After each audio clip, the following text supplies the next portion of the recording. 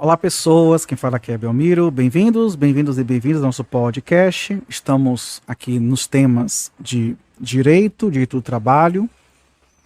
Episódio passado dessa sequência falamos sobre o empregado e suas figuras análogas. E agora vamos falar sobre o empregador. Sempre quando falamos em empregador na seara trabalhista, a gente tem que pegar sempre o conceito da própria CLT. A CLT considera-se empregador a empresa. Já vou falar os comentários em relação a isso. Individual ou coletiva, que assumindo os riscos da atividade econômica, admite, assalaria e dirige a prestação pessoal de serviço. Parágrafo primeiro é que para ser empregador, para os efeitos exclusivos da relação de emprego, os profissionais liberais, as instituições de beneficência, as associações recreativas, outras instituições sem fins lucrativos que admitirem trabalhadores como empregados. Bom, eu vou tentar assim, ser mais objetivo, porque nós sabemos que existe aqui uma tradicional discussão muito longa do fato de se reconhecer, falar assim, que o empregador é a empresa. Mas, assim, em resumo, as discussões envolvem o seguinte parâmetro. Alguns falam que está errado, deveria ser a pessoa física, a pessoa jurídica, mas por outro lado temos entes personalizados que também podem ter empregados, como por exemplo a massa falida. Por outro lado, quando fala empresa, está focando na atividade econômica. Então essa discussão aqui doutrinária sobre isso, ela é importante para fins acadêmicos, um tanto quanto práticos, em certa medida, mas de alguma forma, para um estudo, que a gente está visando um estudo para provas, para concurso público, por aí afora, ele ficaria muito longo da gente ir discutir dessa forma daí. Por isso que vamos logo começar a diferenciar o que é empresa, o que é empresário e o que é estabelecimento. Então, empresa é uma expressão que significa o conjunto de bens materiais e imateriais para a obtenção de certo fim. Então, universalidade de bens e de pessoas. Já estabelecimento, bom, aqui já não concordo com essa definição aqui, que é o local de prestação dos serviços, mas a gente sabe que não é bem isso, né? Que aí está confundindo com o local do serviço. É melhor recorrer, de fato, para o próprio direito, no caso, para o próprio direito empresarial, sobretudo. Então, a gente tem que, na verdade, entender que o foco do empregador está no sentido da própria relação de emprego. Eu quero focar com relação a algumas discussões que foram bastante inflamadas a partir da reforma trabalhista. Uma delas é sobre a ideia do grupo econômico. O grupo econômico, segundo o parágrafo 2º do artigo 2º da CLT, antes da reforma trabalhista, dispunha que sempre que uma ou mais empresas, tendo cada uma delas personalidade jurídica própria, estiverem sob a direção, controle ou administração de outra, constituindo grupo industrial, comercial ou qualquer outra atividade econômica, serão, para os efeitos da relação de emprego, solidariamente responsáveis à empresa principal e cada uma das subordinadas. Já o parágrafo 2º da Lei 5.189, que é do trabalho rural, definiu o grupo empresarial do trabalho rural, sempre que uma ou mais empresas, embora cada uma da personalidade jurídica própria, estiverem sob direção, controle e administração de outra, ou ainda guardando sua autonomia, integra o grupo econômico e financeiro rural, e vão ser responsáveis solidariamente também. Só com a reforma trabalhista, houve uma alteração na definição do grupo econômico, por causa dos parágrafos 2º e 3º da CLT, dizendo que, sempre que uma ou mais empresas, tendo, embora cada uma delas, personalidade jurídica própria, estiverem sob a direção, controle ou administração de outra, ou ainda quando, mesmo guardando cada uma autonomia, integra o grupo econômico, serão responsáveis solidariamente pelas obrigações decorrentes da relação de emprego. Até aí está idêntico ao anterior.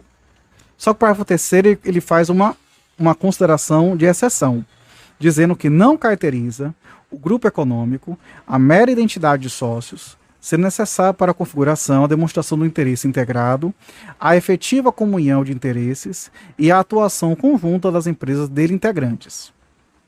Então a gente vê que a Lei da Reforma Trabalhista manteve a responsabilidade solidária para fins trabalhistas, quando houver grupo econômico, por subordinação, ou ainda que hierarquizado, que é o vertical, ou grupo econômico por coordenação ou não hierarquizado, que é o horizontal. Pela nova lei, no entanto, há mais grupo econômico pela mera identidade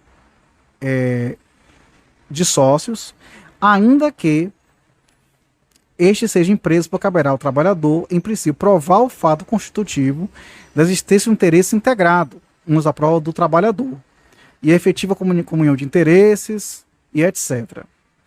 Então, a impressão que se dá é que o legislador tentou blindar grupos econômicos horizontais da responsabilidade justa trabalhista, no caso em que a relação entre as empresas é apenas de coordenação ou de gestão, mantendo-se a independência administrativa entre elas, tal como ocorre com as franquias ou quando existia uma administração comum de todas as empresas, especialmente em grupos familiares, nos quais se verifica a troca de empregados, que passam a utilizá-los indistintamente por todas ou algumas empresas do grupo, bem como a utilização comum de materiais, equipamentos, tecnologia, etc.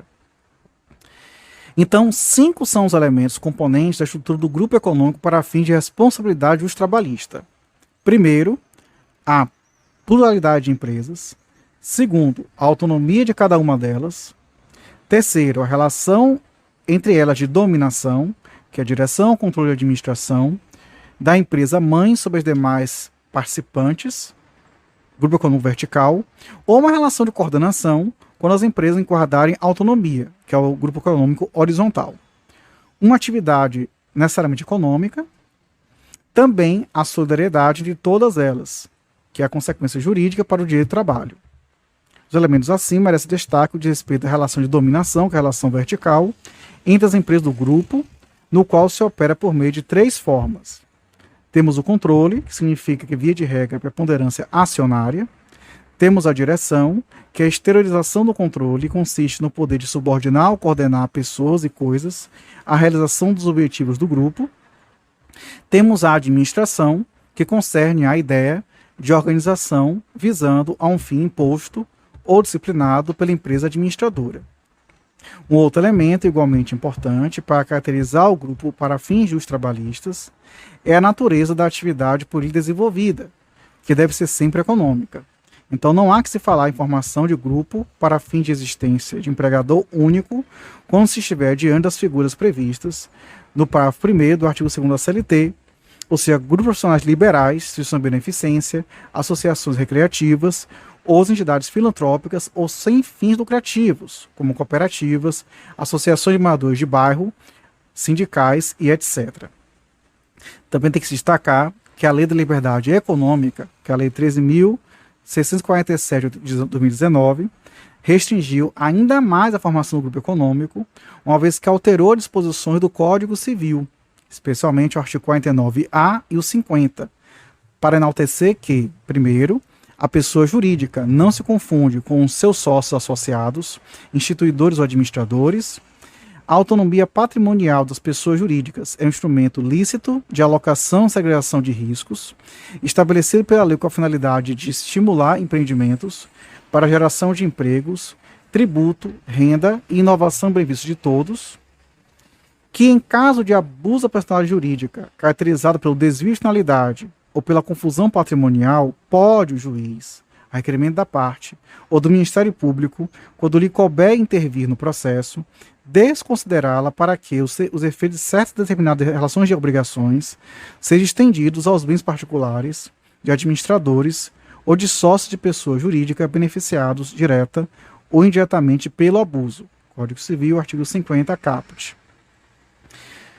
Além disso, existe finalidade a utilização da pessoa jurídica com o propósito de lesar credores e para a prática de atos ilícitos de qualquer natureza, que entende-se por confusão patrimonial a ausência de separação de fato entre patrimônios e é caracterizada por cumprimento repetitivo pela sociedade, obrigações do sócio ou do administrador e vice-versa, a transferência de ativos ou passivos sem efetivas contraprestações, exceto os de valor proporcionalmente insignificante, e outros atos de descumprimento da autonomia patrimonial. Essas regras também se aplicam à extensão das obrigações de sócios ou de administradores da pessoa jurídica. A mera existência de grupo econômico sem a presença dos requisitos que trata o caput do artigo 50 do Código Civil não autoriza a desconsideração da personalidade jurídica da pessoa jurídica. Também não constitui disfuncionalidade a mera expansão ou alteração da finalidade original da atividade econômica específica da pessoa jurídica. E é importante lembrar que o parágrafo 1º do artigo 8º da CLT, com a redação dada pela Lei 13.467 de 2017, manda aplicar subsidiariamente o direito civil ao direito do trabalho, sem exigir compatibilidade principiológica.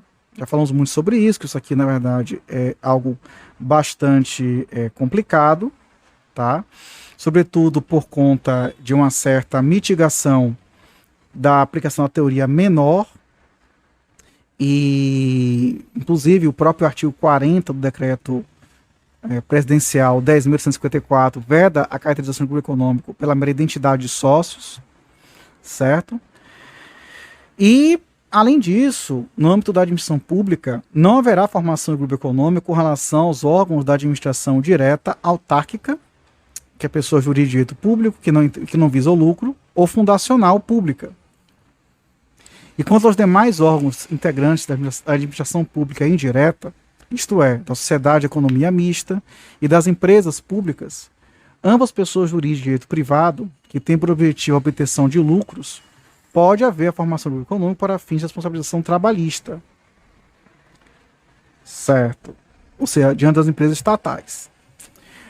A sociedade de economia mista pode integrar o grupo societário como sociedade dominante, conforme Lei das SAs, a Lei 6.404/76, artigos 235, parágrafo 2º e 237, parágrafo 1º, ou como sociedade controlada, se não tiver a maioria das ações.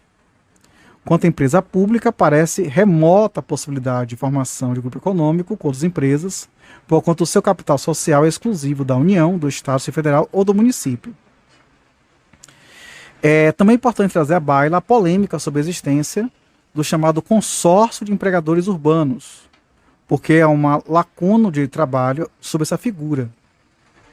Daí uma controvérsia jurídica que reina na doutrina sobre a sua real existência, o que vai depender da viabilidade de aplicação ou não, por analogia, da Lei 10.256 de 2011, que inseriu o artigo 25A, Lei 8.112, que instituiu contribuição previdenciária sobre as remunerações pagas pelo consórcio de empregadores rurais e da portaria do Ministério do Trabalho e da Previdência Social 671 de 2021, considera o consórcio de empregadores rurais a união de produtores rurais, pessoa física com a finalidade única de contratar, gerir e demitir trabalhadores para prestação de serviços exclusivamente nos seus integrantes.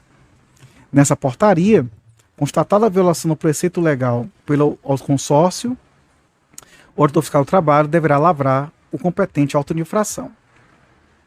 Então, ou seja, tem consórcio de trabalhadores rurais, mas não tem o regulado no trabalhador urbano. E se houver, a proposta é de uma aplicação, por analogia, para o cenário urbano da modalidade rural. Sobre a solidariedade trabalhista, ela se encontra na CLT, né, nos parágrafos 2º e 3º do artigo 2º. Pergunta se a solidariedade é passiva ou ativa. Então, e também se pergunta se o grupo de empresas pode ser considerado empregador único. Bom, a reforma trabalhista não se preocupou com esse problema, porque os positivos são insuficientes para responder a pergunta. Pela teoria da solidariedade passiva, diz que ela é decorrente da teoria dualista do direito, e a CLT estabelece a solidariedade entre os empregadores agrupados apenas que diz respeito às obrigações trabalhistas, ou seja, aos créditos do empregado oriundos da relação empregatícia. Maurício Godinho Delgado diz que o objetivo da ordem trabalhista foi assegurar a maior garantia de crédito trabalhista aos trabalhadores do grupo socioeconômico. Então, só haveria solidariedade para fins de pagamento. Certo? Muito bem. E também isso é semelhante, acontece com a própria lei do trabalhador rural também. E parece que a própria redação da reforma trabalhista indicou por esse caminho. Mas também haveria uma teoria da solidariedade ativa, no sentido pelo qual os empregadores de qualquer empresa do grupo, eles, na verdade, eles poderiam inclusive determinar ordens, por exemplo. E isso é algo que seria importante. Inclusive, Arnaldo Sequinde é dessa posição, Martins Catarino, Evaristo de Moraes Filho, Otávio Bueno Magano, entre outros. Magano, inclusive, aponta 4 consequências da solidariedade ativa, que é a teoria do empregador único, que é o reconhecimento do tempo de serviço prestado a qualquer das empresas do grupo com um tempo único, unidade e vínculo empregatício, possibilidade de transferência do empregado de uma para outra empresa do grupo, observadas as mesmas restrições impostas ao poder de comando de qualquer empregador, possibilidade de equiparação salarial entre os empregados de empresas diversas pertencentes ao mesmo grupo. Amaury Mascaro adverte que o grupo de empresa, em face da nossa lei, não é empregador único, a menos que se sustente o grupo de empresas é, por sua vez, uma empresa. Esse raciocínio seria difícil de aceitação para o caso, porque a lei expressamente declara que o grupo de empresas deve ser autônomas. Gente, é o seguinte, eu já vislumbrei no ambiente de trabalho no qual eu vivenciei, às vezes assim, a pessoa, digamos, ela trabalha, por exemplo, grupo de faculdades, uma faculdade que eu trabalhei, certo? Então você tinha a holding e você tinha a faculdade. Então tinha gente, por exemplo, que trabalhava na faculdade que eu trabalhei, tá? Tipo, na minha equipe, e aí passava a trabalhar, no caso, sem alteração na carreira de trabalho, para, como se fala, no corporativo. Até mudava o crachá, etc. Então isso aqui é bem interessante, essa teoria aqui, com relação a isso. Então só sintetizando o que quer dizer aqui nessa discussão, é que a teoria da solidariedade passiva é só como forma de garantir o pagamento dos créditos. Já na ativa envolve não só da ordem, mas também dizer que você tem um empregador único para fim de tempo de serviço e uma série de circunstâncias também, até equiparação salarial também. Muito bem. A súmula 129 do TST parece demonstrar a inclinação jurisprudencial pela teoria do empregador único. Todavia, a súmula 5 praticamente desprezou a teoria, uma vez que essa fosse admitida a teoria da solidariedade ativa, não haveria necessidade de demais empresas do grupo figurar como litisconsortes passivos no processo de cognição. Porém, a súmula 205 foi cancelada em 2003, o que reacende a polêmica em torno da existência do grupo econômico para a fase cultural do processo. Não obstante, a súmula 239 do TST reconhece que é bancário o empregado de empresa de processamento de dados que presta serviço a banco integrante do mesmo grupo econômico, exceto quando a empresa de processamento de dados prestar serviços a banco ou a empresas não bancárias do mesmo grupo econômico ou a terceiros. Convém lembrar também que a OJ 411 do TST aponta no sentido de que o sucessor não responde solidariamente por débitos trabalhistas de empresas não adquiridas, integrante do grupo econômico, débito cedida, quando à época a empresa devedora direta era solvente ou idônea economicamente, ressalvada a hipótese de má-fé ou fraude na sucessão. Então, em síntese, e tendo em vista a nova redação dada pela Lei 13.465 de 2017, perde força a teoria do grupo econômico do empregador único. E outros verbetes aqui também, que seguem com relação a essa interpretação. É um tema bom para a jurisprudência, tema bom também para pergunta subjetiva. Temos a Sociedade de Propósito Específico, SPE. Ela só surgiram expressamente, é um nome jurídico, com o advento da Lei 11.079 de 2004, cujo capítulo fala da Sociedade de Propósito Específico, que dispõe assim: antes da celebração do contrato, deverá ser constituída a sociedade de propósito específico incumbida de implantar e gerir objetos de parceria. Parágrafo 1º.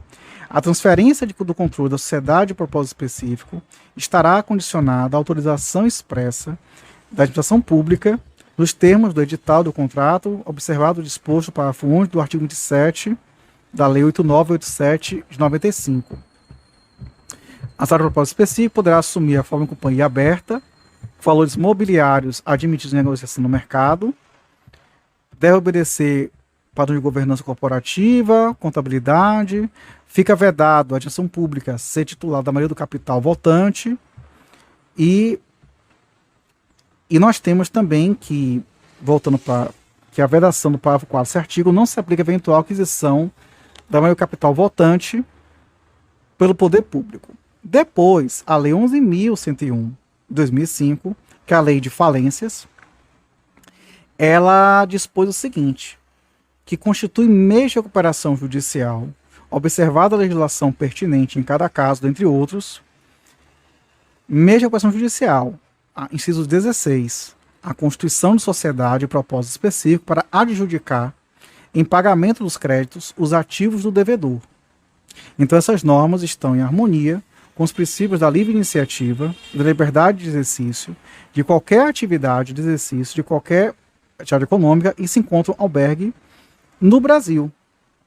Então, nessa ordem, demonstrada a licitude da criação de sociedade de propósito específico, cumpre lembrar que as sociedades vêm sendo utilizadas em diversas áreas do setor econômico, tanto para viabilizar investimentos, quanto para a contratação de obras públicas, sendo ainda utilizadas como forma de outorgar garantias e, na hipótese analisada, com o meio de atingir um determinado resultado prático que pode ocorrer por meio de transferência de partes dos ativos para da empresa em crise.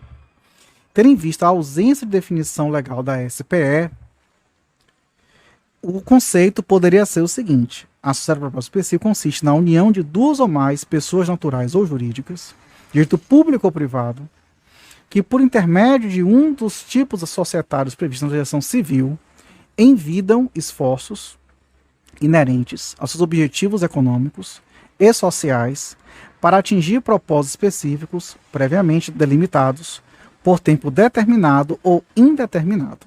Tema bem interessante, fica meio escondido, né? E aqui é muito bacana também. Sobre o tema da responsabilidade civil e socioambiental do empregador, existem dois tipos de responsabilidade civil que pode ser do empregador, tanto a subjetiva como a objetiva. A subjetiva ocorre quando o causador do determinado ato ilícito atinge esse resultado em razão do dolo ou da culpa de sua conduta. Será, portanto, obrigado a indenizar os danos morais ou materiais, apenas se ficar caracterizado o dolo ou a culpa de sua conduta. O Código Civil adota, em regra, a responsabilidade subjetiva, como se infere nos artigos 186 e 187. Já a responsabilidade objetiva ocorre quando o causador de certo dano, moral ou material, tem o dever de indenizar, independentemente da comprovação de que tenha agido com dolo ou com culpa. Se o suficiente, portanto, fica configurado o nexo causal entre a atividade desenvolvida e o dano sofrido pela vítima. No campo das relações civis, a responsabilidade objetiva é adotada como exceção no Código Civil, concebido no artigo 927, parágrafo único, in verbis, abre aspas. Haverá a obrigação de reparar o dano, independentemente de culpa, nos casos especificados em lei, ou quando a atividade normalmente desenvolvida pelo autor do dano implicar por sua natureza risco ao direito de outrem. Nas relações consumeristas, no entanto, a responsabilidade objetiva é a regra, sabemos disso pelo próprio CDC, vamos pular essa parte. Então, em suma, a responsabilidade subjetiva ocorre quando comprovada a culpabilidade do agente que causar dano a outrem, e a objetiva ocorre quando caracterizar o nexo causal entre o ato ou omissão do agente e o dano sofrido pela vítima ou seus sucessores. Certo? Muito bem.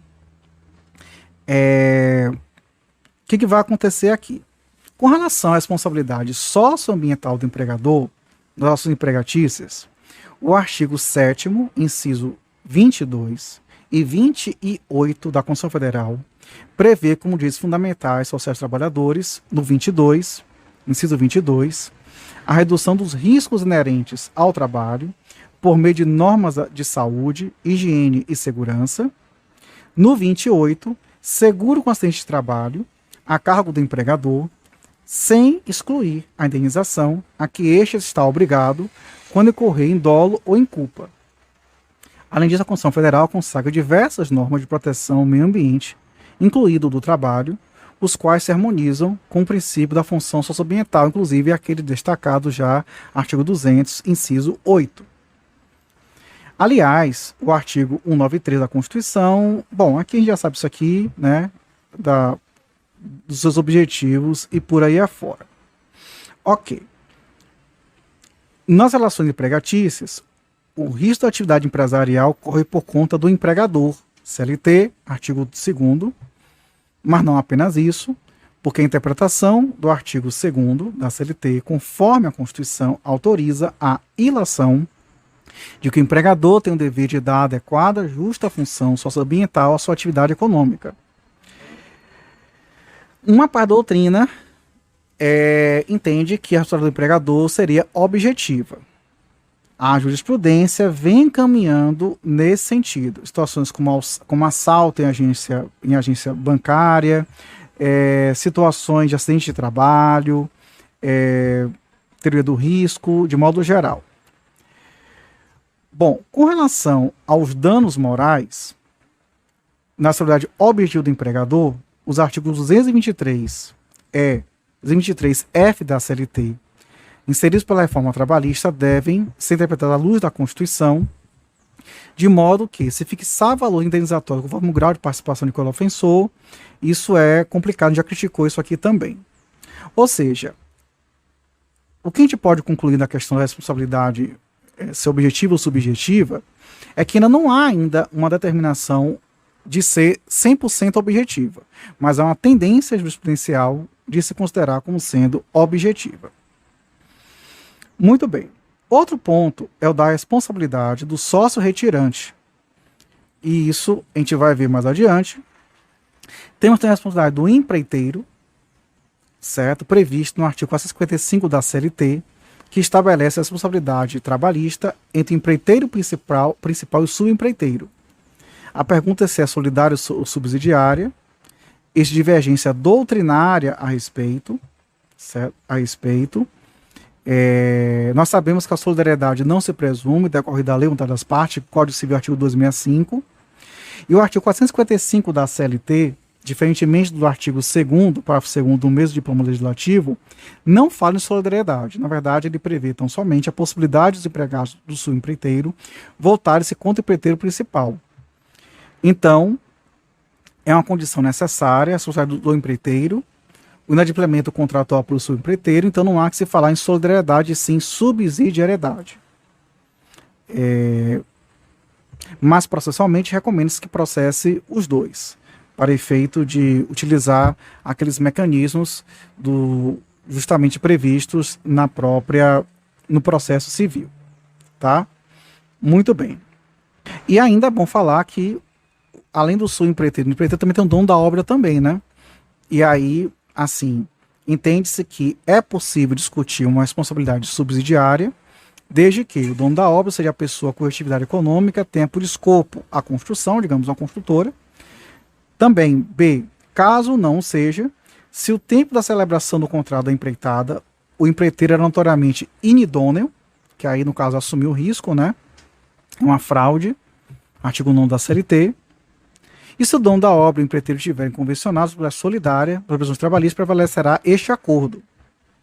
Também é importante se lembrar que, de acordo com a AOJ 191, diante da inexistência de previsão legal específica, o contrato de empreitada de construção civil entre o dono da obra e o empreiteiro não enseja solidária ou subsidiária nas obrigações trabalhistas contraídas pelo empreiteiro, salvo se o dono da obra for uma empresa construtora ou incorporadora.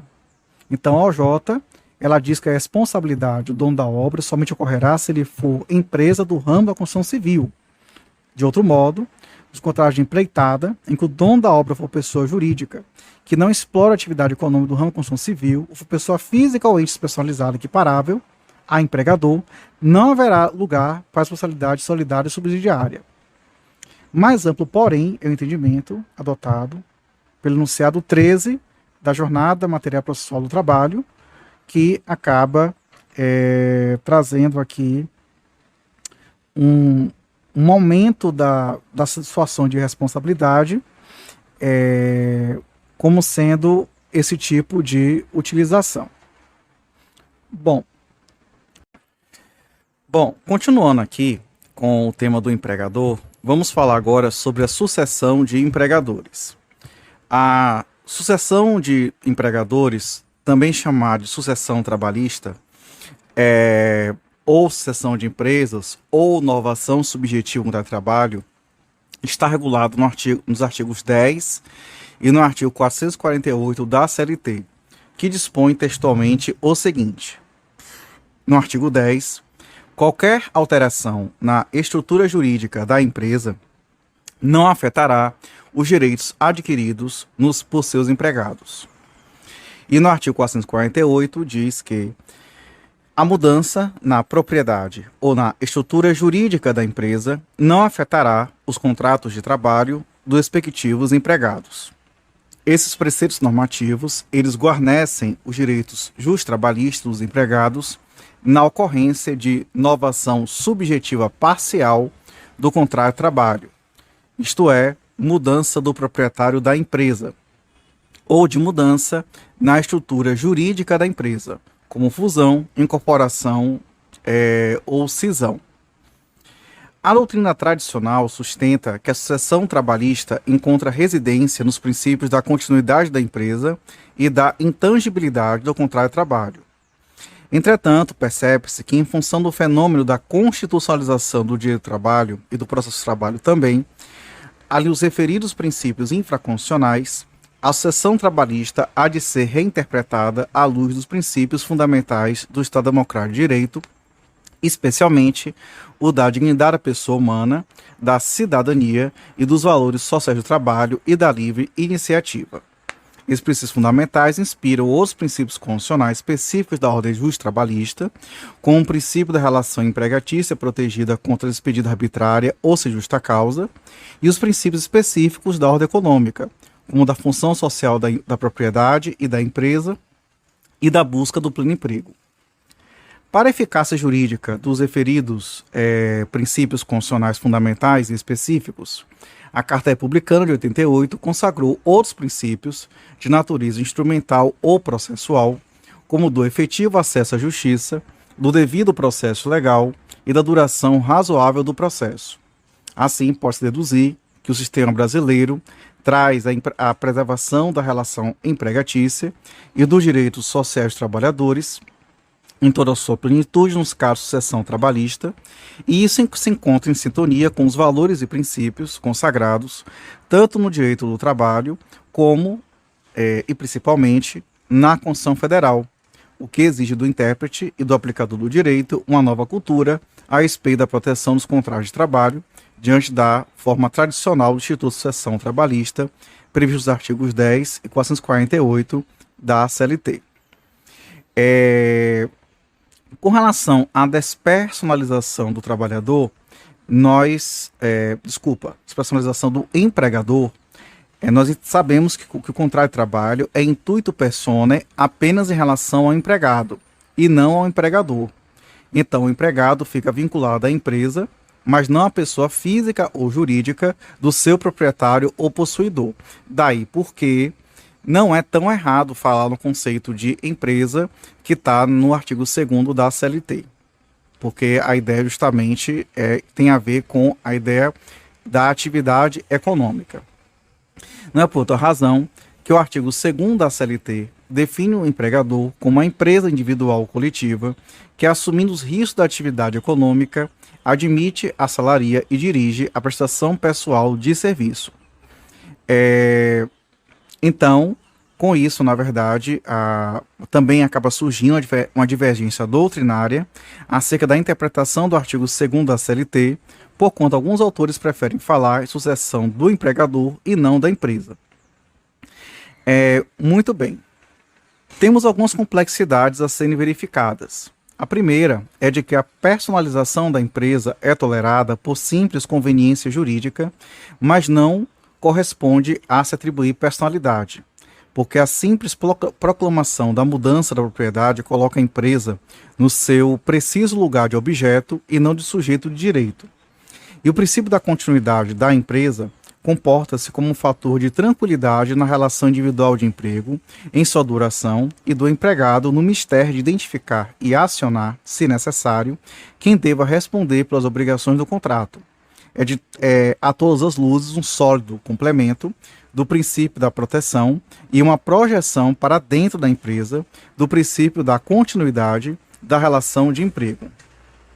Também nós temos outras opiniões doutrinárias relevantes que vão nesse mesmo sentido daí. E nesse sentido, o TST já deixou assentado que mesmo no caso de cisão parcial, a responsabilidade pelos débitos trabalhistas recai sobre o sucessor, independentemente da avença estabelecida entre o sucedido e o sucessor. Então, isso aqui também é importante para se salientar. Também, o fenômeno da despersonalização do empregador tem grande utilidade para a aplicação do Instituto da Desconsideração da Personalidade Jurídica da empresa para fins de responsabilidade subsidiária dos sócios e da entidade societária, quando restar frustrada a execução trabalhista por ausência de bens da empresa executada. No tocante à sucessão, é importante lembrar a diferença entre o empresário individual e a sociedade empresária. A sociedade empresária é uma pessoa jurídica que possui patrimônio próprio, distinto do patrimônio dos sócios que a integram. E dessa forma, em princípio, os bens dos sócios ficam imunes no caso de execução da dívida da sociedade, ou seja, os bens dos sócios somente serão alcançados depois de executados os bens da sociedade empresária, conforme inclusive que dispõe o artigo 1024 do Código Civil. Já o empresário individual, por não gozar desse privilégio, responderá com todos os seus bens presentes e futuros pelo risco da atividade econômica exercida. Então, em síntese, na sociedade empresária, a responsabilidade dos sócios é subsidiária e, quando se tratar de empresário individual, a sua responsabilidade é direta. Entretanto, é importante lembrar que, se tratando de EIRELI, isto é, de empresa individual de responsabilidade limitada, a medida provisória 881 de 2019 acrescentou o artigo 980-A no Código Civil, acrescentou a ele o parágrafo 7º, dizendo que somente o patrimônio social da empresa responderá pelas dívidas da empresa individual de responsabilidade limitada, hipótese em que não se confundirá em qualquer situação com o patrimônio do titular que a constitui, ressalvados os casos de fraude. Bom, agora falar sobre sucessão trabalhista e a responsabilidade do sócio retirante. A Lei 13.467 de 2017, que inseriu na CLT o artigo 10A, responde in verbis. O sócio retirante responde subsidiariamente pelas obrigações trabalhistas da sociedade relativas ao período em que figurou como sócio, somente ações ajuizadas em até 2 anos depois de averbada a modificação no contrato e observar a seguinte ordem de preferência: primeiro, empresa devedora; segundo, os sócios atuais; terceiro, os sócios retirantes. Parágrafo único. O sócio retirante responderá solidariamente com os demais quando ficar comprovada fraude na alteração societária decorrente da modificação do contrato. Esse novel dispositivo, nitidamente relacionado com institutos da consideração da personalidade da pessoa jurídica e da sucessão trabalhista, tem o nítido propósito de blindar total ou parcialmente os bens dos sócios que se retiram da empresa empregadora em relação às obrigações de natureza trabalhista. Então, na verdade, a nova regra, contrariando a jurisprudência atual e dominante, institui a nova modalidade de responsabilidade subsidiária do sócio retirante, restrita ao período em que figurou como sócio, e ainda assim, desde que a ação trabalhista proposta pelo empregado, em face da empresa empregadora, tenha sido ajuizada até 2 anos depois de averbada a modificação do contrato social da empresa no órgão competente. Além disso, o parágrafo único do artigo 10A da CLT estabelece a responsabilidade solidária do sócio retirante nas hipóteses de fraude comprovada na alteração do quadro societário da empresa empregadora. Então é importante lembrar o que propõe o enunciado 13, que vem na segunda jornada de Direito Matéria Processual do Trabalho, que diz: sucessão trabalhista, é o tópico do enunciado, sucessão trabalhista, a teor do artigo 1146 do Código Civil, aplicável ao direito do trabalho, CLT, artigo 8º, é cabível a responsabilidade solidária do sucedido e do sucessor pelos créditos trabalhistas constituídos antes do trespasse do estabelecimento, independentemente da caracterização de fraude. No tocante aos requisitos da sucessão trabalhista, então não é unívoco o entendimento a respeito dos requisitos da sucessão trabalhista. Pode identificar uma vertente clássica, que utiliza o direito individual do trabalho em si, e uma vertente contemporânea que traz uma hermenêutica constitucional. Na vertente clássica, capitaneada por Délio Maranhão, ela leciona que são dois requisitos para que ocorra a sucessão trabalhista. O primeiro é a unidade econômico-jurídica, que passe para outro titular, e o outro é que não haja uma solução de continuidade na prestação de serviços. E ainda explica ainda o quê? Que não sendo contrato de trabalho, em geral, intuito personae em relação ao empregador, nada impede juridicamente a substituição de uma pessoa por outra, nessa qualidade, mas o estabelecimento tem um conceito unitário, sendo que o novo empregador responde pelos contratos de trabalho concluídos pelo antigo, porque ele adquiriu o estabelecimento como organização produtiva, com um bem que resulta do conjunto de vínculos existentes entre fatores de produção, sendo um desses o trabalho. E a alteração jurídica da empresa é a modificação de sua constituição e funcionamento como pessoa jurídica detentora de direitos e obrigações. Acontecem, por exemplo, através da fusão, que entre duas ou mais empresas que se reúnem e formam uma nova empresa, desaparecendo as anteriores, a incorporação, em que uma empresa é adquirida por outro empresário e desaparece no mundo jurídico, a transformação, que ocorre a alteração da estrutura jurídica da empresa, como, por exemplo, uma sociedade anônima que se transforma em sociedade de cotas. Então, a sucessão trabalhista é admitida pela doutrina e pela jurisprudência nas seguintes hipóteses. Primeiro, entre arrendatários, que se substitui na exploração do mesmo serviço. Outra situação, entre pessoas de direito público e privado, e também na aquisição do acervo de massa falida. Então, a simples venda de máquinas ou coisas singulares não tem um condão de caracterizar a sucessão trabalhista, uma vez que esta pressupõe a transferência de unidade produtiva, ainda que é apenas uma parte do estabelecimento, desde que tenha status de unidade econômica.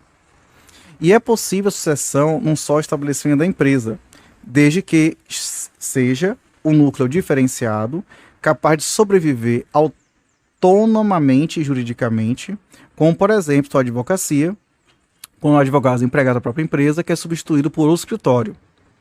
Então, sucessão trabalhista não exige formalidade especial. Para sua prova, levar-se-ão em consideração os elementos que integram a atividade empresarial, que são o ramo do negócio, o ponto, a clientela, os móveis, as máquinas, a organização e os empregados.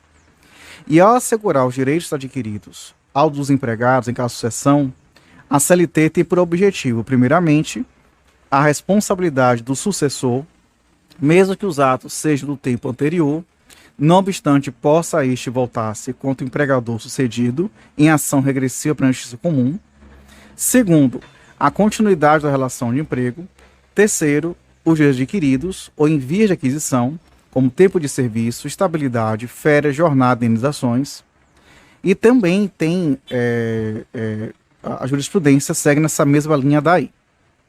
Já na vertente contemporânea, ela se baseia na imprecisão terminológica que se apresentam os artigos 10 e 448 da CLT, aliada a fatores e valores vinculados, direta ou indiretamente, ao que se convencionou chamar de globalização econômica, tais como a desestatização, a privatização, a reengenharia, a estruturação do mercado financeiro, a flexibilização, a terceirização, dentre outros, e implicou o surgimento de novas formas de modificações na estrutura jurídica das empresas, que inexoravelmente alcançam concepção clássica de sucessão trabalhista, tanto nos aspectos material como processual. Em novas situações do plano fático e jurídico, tem se levado a doutrina e a jurisprudência a promover uma reinterpretação dos artigos 10 e 448 da CLT, de modo a ampliar o conceito e o objeto do Instituto da Sucessão Trabalhista, no sentido de dar a máxima efetividade aos direitos sociais dos trabalhadores, independentemente da continuidade fática da prestação dos serviços empregatícios. Maurício Godinho Delgado adverte que, para essa nova interpretação, o sentido e os objetivos do Instituto Sucessório Trabalhista residem na garantia de que qualquer mudança intra- ou interempresarial poderá afetar os contratos de trabalho, tomando por base, inclusive, os próprios artigos 10 e 448 da CLT. E o ponto central do Instituto passa a ser qualquer mudança intra- ou interempresarial significativa que possa afetar os contratos empregatícios. E havendo tal mudança, iria se operar uma sucessão trabalhista, independentemente da continuidade efetiva da prestação laborativa. Então, haveria sucessão trabalhista, nesse caso, quando houver, por exemplo, separação de bens, obrigações e relações jurídicas de um complexo empresarial, com o intuito de transferir sua parte saudável para outra empresa. Isso é, dos ativos financeiros, clientela, créditos e direitos, permanecendo os trabalhadores vinculados à parte empobrecida da empresa, sendo que esta não tem como honrar as dívidas trabalhistas ou a continuidade dos contratos de trabalho. Para essa vertente contemporânea, pois, para que haja sucessão trabalhista, é condição suficiente a transferência da titularidade de unidade econômico-jurídica da empresa, independentemente da continuidade da prestação de serviços empregatícios. Godinho Delgado fala que não será, pois, toda e qualquer transferência interempresarial que isoladamente será apta a provocar a sucessão trabalhista. Se ela vier acompanhada da continuidade da prestação laborativa ao novo titular, ocorrerá sim uma sucessão, que é a vertente tradicional. Porém, não se verificando o segundo requisito, é preciso que se trate de transferência de universalidade empresarial que seja efetivamente apta a afetar contratos de trabalho, sob pena de se estender, em demasia, o instituto sucessório, enxergando em qualquer negócio jurídico interempresarial. Então, conforme já exposto, não será toda transferência intraempresarial que propiciará a sucessão do empregador, mas somente aquela transferência que afetar de modo significativo as garantias anteriores do contrato de emprego.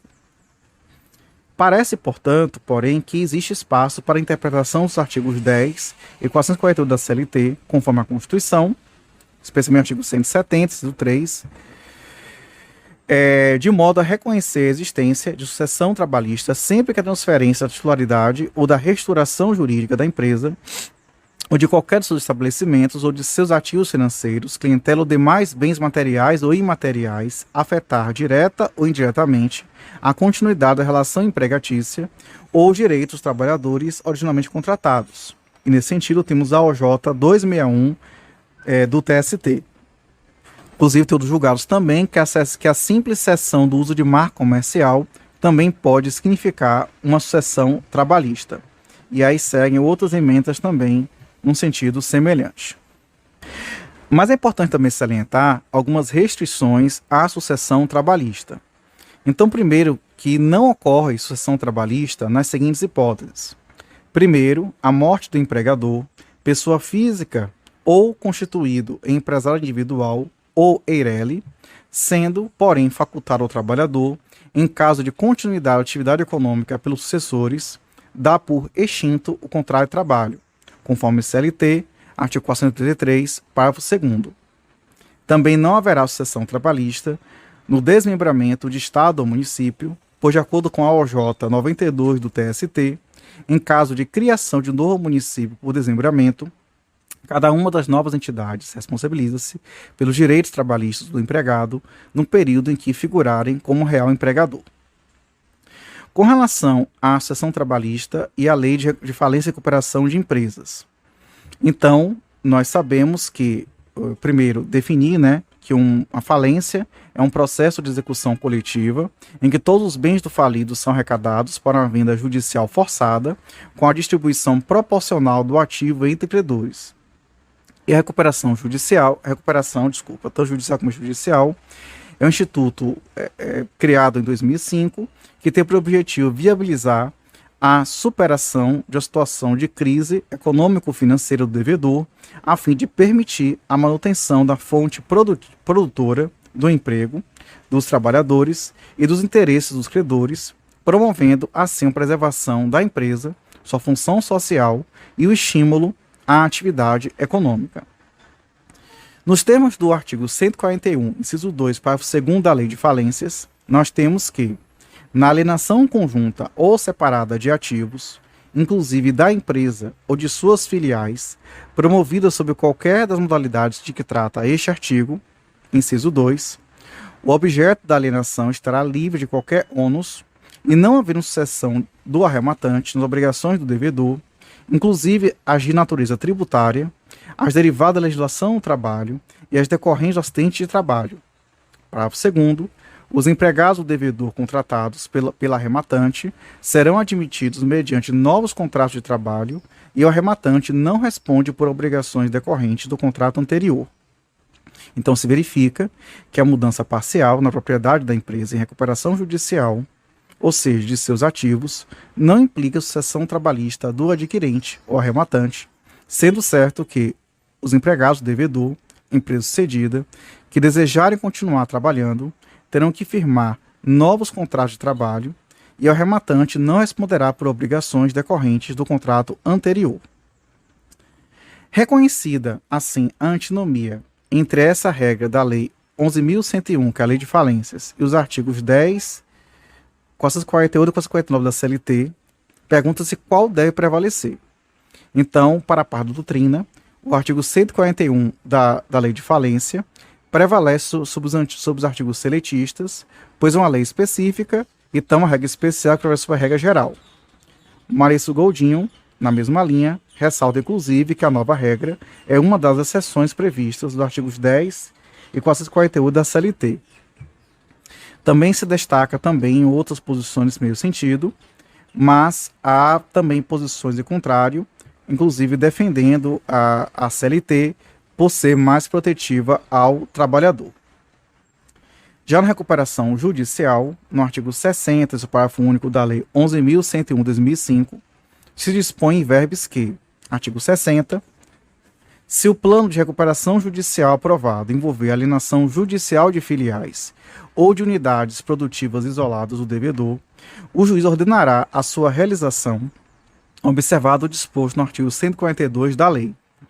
E o parágrafo único diz que o objeto da alienação estará livre de qualquer ônus e não haverá sucessão do arrematante nas obrigações do devedor, inclusive de natureza tributária, observado o disposto no parágrafo 1º do artigo 141 da lei.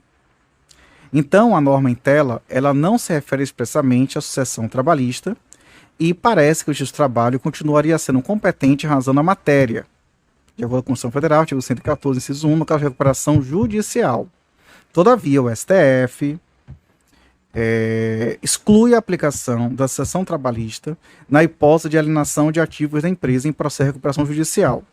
Logo, na visão do STF, o juiz do trabalho é incompetente para apreciar a questão relativa à sucessão trabalhista e ao prosseguimento do processo face à empresa em recuperação judicial. E a adoção e o STF, na linha do STF, o TST então passou a adotar o seguinte entendimento: recurso de revista, recuperação judicial, alienação, etc. O plenário do STF, no julgamento da ADI 3934 do Distrito Federal, declarou a consolidade do artigo 60, parágrafo único e 51, inciso 2 da Lei de Falências, os quais estabelecem que o objeto da alienação, aprovado em plano de recuperação judicial, estará livre de qualquer ônus e não haverá sucessão do arrematante das obrigações do devedor, inclusive na natureza tributária, trabalhista e acidente de trabalho. No mesmo sentido, é firme o posicionamento dessa Corte de que a alienação da unidade produtiva da empresa e processo de recuperação judicial não acarreta sucessão dos créditos trabalhistas. E aí prossegue aqui esse julgado. Depois tem um outro aqui sobre outro tema que também merece ser considerado. Bom, outro questionamento aqui é como é que funciona a sucessão e a responsabilidade do sucessor, de acordo com a Lei 13.467 de 2017. Então, a Lei da Reforma Trabalhista, ela acrescentou o artigo 448-A na CLT, que diz o seguinte: caracterizada a sucessão empresarial ou de empregadores, previsto nos artigos 10 e 448 desta consolidação, as obrigações trabalhistas, inclusive as contraídas à época que os empregados trabalhavam para a empresa sucedida, são de responsabilidade do sucessor. Parágrafo único. A empresa sucedida responderá solidariamente com a sucessora quando ficar comprovada a fraude na transferência. Então, o caput do novo artigo 458 da CLT utiliza como expressões sinônimas tanto sucessão empresarial como sucessão de empregadores. Mas já foi alertado, né, que o Brasil adotou a teoria da despersonalização do empregador. Então, a sucessão é de empresários e não de empregadores, pois o empregador, na linguagem da CLT, é a empresa. Então, verifica-se que o legislador inovou a dispor que a sucessão trabalhista, em princípio, implica responsabilidade apenas do sucessor pelas obrigações trabalhistas, ainda que estas tenham sido contraídas à época em que os empregados prestavam serviço para a empresa sucedida. Trata-se de clara violação ao princípio da vedação do retrocesso social, na medida em que fragiliza o direito do trabalho em ter a segurança de receber seus créditos, pois o empresário ou a sociedade empresária sucedida não será mais responsável pelas obrigações trabalhistas. É verdade que, porque não que adquire o ativo e o passivo, né? A sucessora. É verdade que o parágrafo único do novo artigo dispõe que, em caso de fraude, então no procedimento sucessório, que se ressalta, haverá responsabilidade solidária entre a empresa sucessora e a empresa sucedida. Entretanto, dificilmente o empregado conseguirá comprovar em juízo, isso é verdade, eu até pensei nisso, que houve fraude no processo de sucessão. Mas, por outro lado, poderá o juiz adotar a teoria da distribuição dinâmica do uso das provas, nos termos do parágrafo 1º do artigo 818 da CLT, e incumbir à empresa o ônus de provar a licitude do processo sucessório. Terminamos, portanto, a parte geral da sucessão de empresas. Agora vamos falar do empregador rural e da empresa rural. Então, o empregador rural típico é a pessoa física ou jurídica, proprietário ou não, que explora a atividade agroeconômica em caráter permanente ou temporário, diretamente ou através de prepostos e com auxílio de empregados, conforme Lei 5.889, de 73, artigo 3º.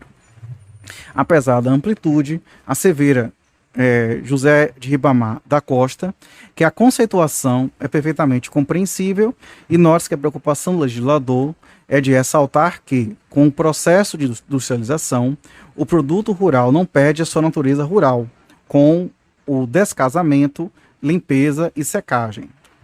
Como o descascamento, a limpeza e a secagem.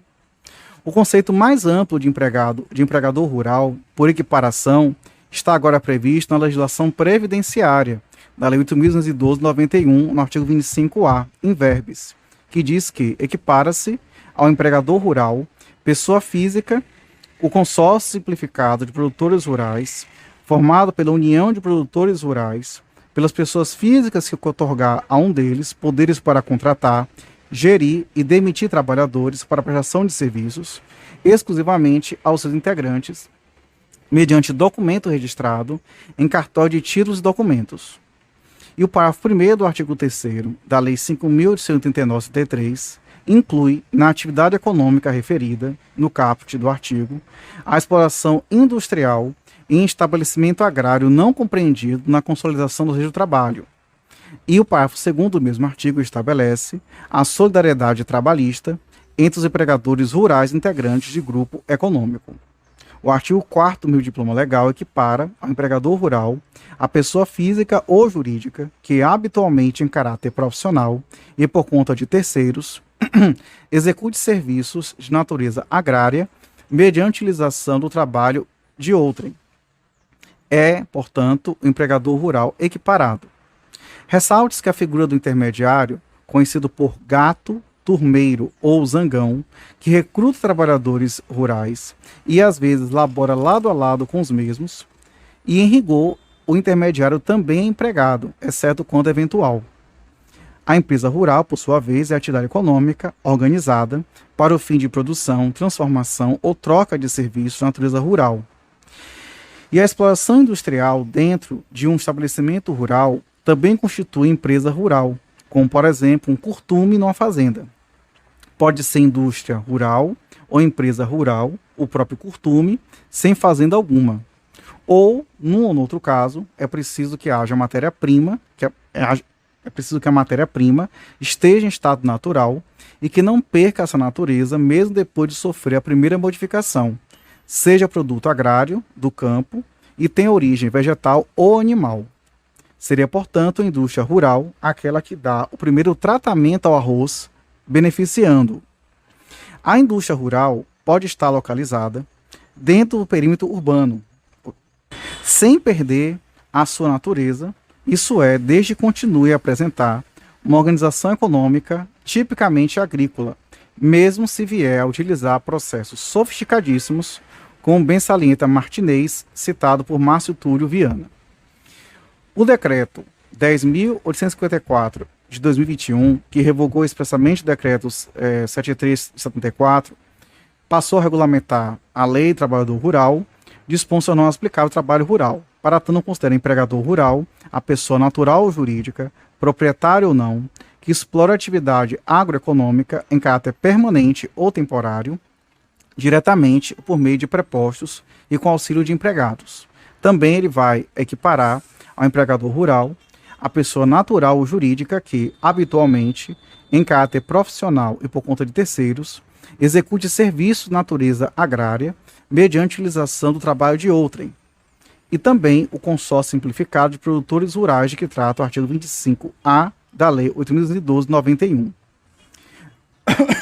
O parágrafo 2º do artigo 84 do Decreto 10.854 define o grupo econômico rural nos seguintes termos: será sempre que uma ou mais empresas, embora cada uma delas tenha personalidade jurídica própria, estiverem sob a direção, controle ou administração de outra, ou ainda quando, mesmo guardando cada uma sua autonomia, integrem grupo econômico ou financeiro rural e serão responsáveis solidariamente nas obrigações decorrentes da relação de emprego, sendo certo que o parágrafo 3º do mesmo artigo 84 considera-se a atividade agroeconômica, além da exploração industrial em estabelecimento agrário não compreendido na CLT, a exploração do turismo rural, ancilar à exploração agroeconômica. Também o parágrafo 4º do artigo 84 do decreto citado considera como exploração industrial em estabelecimento agrário as atividades que compreendam o primeiro tratamento dos produtos agrários in natura sem transformá-los em sua natureza, tais como, inciso 1, beneficiamento, a primeira modificação e o preparo dos produtos agropecuários e hortigranjeiros e das matérias-primas de origem animal ou vegetal para posterior venda ou industrialização. E segundo, o aproveitamento dos subprodutos provenientes das operações de preparo e modificação dos produtos in natura de que trata o inciso 1. Registre-se que o parágrafo 5º do Decreto 10.854 não considera indústria rural aquela que, ao operar a primeira modificação do produto agrário, transforme a sua natureza a ponto de perder a condição de matéria-prima. E o artigo 102 do decreto citado prevê que o empregador rural que tiver a seu serviço, nos limites da sua propriedade, mais de 50 trabalhadores de qualquer natureza, com sem vínculo empregatício, com família, fica obrigado a possuir e conservar em funcionamento escola primária inteiramente gratuita para os menores dependentes, com tantas classes quanto sejam os grupos de 40 crianças em idade escolar. Terminado, portanto, a parte de empregador rural, vamos falar dos poderes do empregador.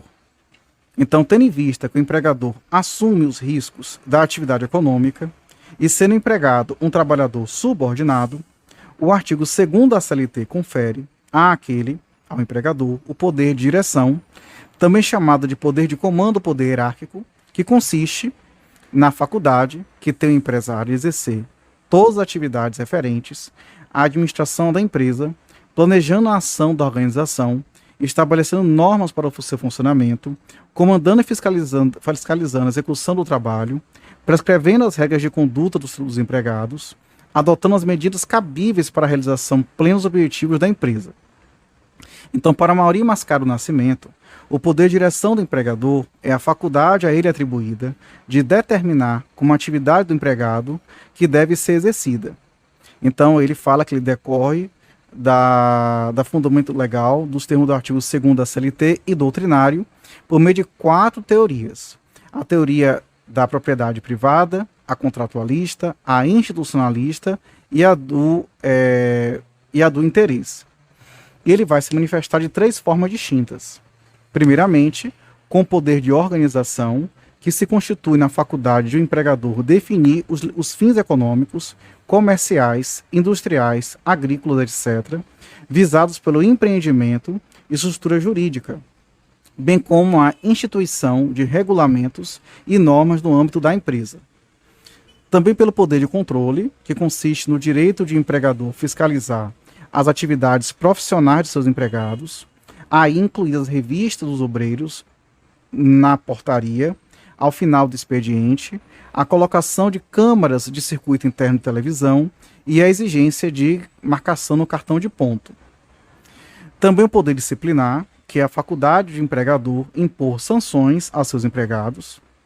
E Otávio Bueno Magano salienta que o poder hierárquico, o poder diretivo lato sensu, subdivide-se em poder diretivo stricto sensu, poder regulamentar e poder disciplinar. O poder diretivo stricto sensu consiste na faculdade de ditar ordens e instruções. O regulamentar corresponde à faculdade de legislar no âmbito da empresa, consubstanciando-se na expedição de ordens genéricas, notadamente o regulamento da empresa, e o poder disciplinar traduz-se na faculdade de impor sanções aos trabalhadores.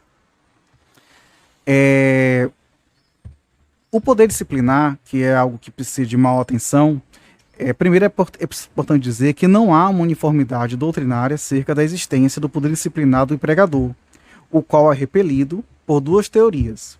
Uma que nega o poder disciplinar do empregador, já que, sendo a relação de emprego um contrato de 2 sujeitos, qualquer um destes poderia exercer o mesmo poder, e a que sustenta ser do Estado, através de seus órgãos, a competência para impor sanções às pessoas. Um autor aí já falecido, chamado Antônio Lamarca, advogava que, ante o caráter punitivo inerente ao poder disciplinar, somente o Estado teria o monopólio do seu exercício, inexistindo assim um direito disciplinar privado. A corrente majoritária, entretanto, admite que existe, no âmbito da relação de emprego, um poder exclusivo do empregador, que é o poder disciplinar. E tem várias teorias que procuram explicar o fundamento desse poder, destacando-se as seguintes: a teoria contratual, que para essa corrente, a fonte do poder disciplinar do empregador, ou seja, a faculdade de impor sanções do empregado, encontra residência no próprio contrato de trabalho. Então, se o contrato decorre da vontade das partes, o empregado já sabe de antemão que sua atividade laboral está subordinada, juridicamente, às ordens legais e legítimas do empregador, que dirige a prestação pessoal do seu serviço. Temos a teoria da propriedade privada, que para os adeptos desta corrente, que tem Evaristo de Moraes Filho, um defensor, o poder disciplinar do empregador tem origem na propriedade da empresa e no próprio contrato de trabalho. Então, se o empregador é o dono da empresa, ele tem o direito de usá-la e dela desfrutar do que lhe bem aprouver. Segundo ele, o proprietário dos instrumentos de produção apresenta-se como um complemento do direito de propriedade, a possibilidade de organizar e dirigir o negócio à sua vontade, pois é ele quem assume os riscos do empreendimento. Com relação à teoria institucionalista, como o próprio nome diz, esta parte da premissa de que a empresa constitui uma instituição social, um agrupamento social organizado. E para realizar sua finalidade institucional, aquele que a dirigem tem o direito, mais que isso o dever, de constranger seus membros a adequarem nas suas condutas a esse fim, valendo-se para tanto do poder de impor sanções disciplinares aos transgressores. Temos uma teoria penalista que, para os seus defensores, o poder disciplinar decorre da necessidade de assegurar a ordem e a coesão entre os membros de uma dada sociedade. Transplantada para o domínio do direito do trabalho, essa teoria sustenta que o fundamento da sanção penal é o mesmo da sanção disciplinar, aplicada ao empregado infrator, variando apenas no campo de atuação de cada uma. Temos a teoria do pluralismo democrático, que, segundo Otávio Bueno Magano, a sociedade democrática é composta de vários centros de poder, embora inferiores ao do Estado, dotados de autonomia. Os indivíduos participam de tais centros de acordo com a influência que exercem sobre o processo decisório do grupo, isto é, os menos influentes sujeitam-se às decisões tomadas pelos mais influentes. Essa teoria, em rigor, constitui o desdobramento da teoria institucionalista. Com relação aos princípios do poder disciplinar, a jurisprudência e a doutrina admitem 4 espécies de sanções, que são a advertência, a suspensão, a multa, a que pode ser aplicada, por exemplo, ao jogador profissional de futebol, e a dispensa por justa causa. A lei brasileira não prevê a penalidade de suspensão e a advertência como sanções disciplinares. O costume, a doutrina, a jurisprudência nacional, entretanto, vem admitindo pacificamente a possibilidade de imposição pelo empregador de tais penalidades, sob o fundamento de que, se o empregador pode o mais, que é o despedir por justa causa ou falta grave, também poderá o menos, aplicar sanções menores. Verifica-se que, na prática, as penas de advertência e suspensão são passadas por escrito ao empregado. Não é inválido, entretanto, a comunicação verbal. Existem outros princípios ou requisitos, segundo alguns doutrinadores, que devem ser observados no que concerne ao poder disciplinar do empregador, como o da proporcionalidade, em que a punição deverá ser proporcional à falta cometida, não podendo o juiz dosar a pena pelo empregador. Então, vale dizer, o órgão julgador restringe-se a declarar a nulidade ou não da pena aplicada, não podendo, por exemplo, converter uma justa causa em suspensão ou vice-versa. Então, dessa forma, o juiz examina se a pena aplicada pelo empregador foi proporcional ou não à falta cometida pelo empregado. Então, o simples atraso do empregado na marcação do ponto não pode ensejar de plano sua dispensa por justa causa. Justificaria apenas uma pena de advertência. Todavia, a reiteração de atrasos, caso o empregador tenha aplicado antes a pena de advertência ou suspensão, poderá caracterizar a justa causa praticada pelo empregado. E aqui temos jurisprudência neste sentido daí. Outro princípio é da limitação temporal da suspensão. A suspensão disciplinar não poderá exceder 30 dias, findos os quais o empregado poderá considerá-la como dispensa sem justa causa. É o que dispõe o artigo 474 da CLT, segundo o qual a suspensão do empregado por mais de 30 dias consecutivos importa na rescisão injusta ao contrato de trabalho. Não se pode confundir essa pena de suspensão disciplinar de no máximo 30 dias com o direito de o empregador suspender o contrato de trabalho e ajuizar inquérito para apuração de falta grave por empregado estável, sendo que, neste caso, a suspensão perdurará até o final do processo, segundo a CLT, artigo 494, parágrafo único. Também temos o princípio do non bis in idem. É proibida a aplicação de 2 penalidades pela mesma falta, que é o non bis in idem, isto é, para cada falta se admite uma única punição. É importante lembrar que não há ferimento a esse princípio quando o empregado é advertido por faltas reiteradas e injustificadas do serviço e o empregador concomitantemente procede aos descontos salariais respectivos e, nesse caso, a jurisprudência segue nesse sentido. Também temos o princípio da presunção de inocência do trabalhador, porque não há punição sem culpa. O princípio da presunção de inocência encontra inspiração no direito penal, sendo atualmente erigido ao patamar constitucional, artigo 5º, inciso 57, e destarte é anulável a aplicação da penalidade por mera presunção do empregador, e a jurisprudência também segue neste sentido daí. Outro princípio é o da vedação à pena pecuniária ou rebaixamento funcional.